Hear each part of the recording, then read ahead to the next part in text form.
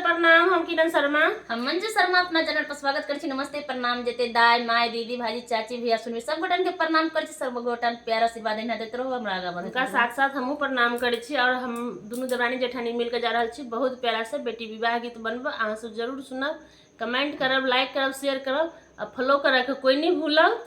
नहीं हो नहीं तो हमरा सबके अखन पुरवा पसिया होय तो मन उड़ गेल बुझाय नहीं मन उड़ल छै, एहन कोनो बात नहीं छै। अहाँ सब जरूर सुनबे। नहीं मन उड़ल तो तोरा चैनल पर अखन एकटा वीडियो जाई सही से केना नहीं जा रहल, जे भी जाए है सही सलामत जाए है। अगर एक दू दिन एहन भ जाए, कभी कभी बीच में मिस भ जाए तो कोनो बात नहीं, काम के वजह से ना भ जाए है। और अहाँ सब नहीं भूलबे, जब अहाँ सब भूल जाए तो हमहू सब भूल जाए। जब अहाँ सब प्यार दै छी तो हमरा सब के याद रहे छै। एहि महीना की अठोर फटै छै फौजी कनी बताबू ना। बहुत प्यारा सा गाना है।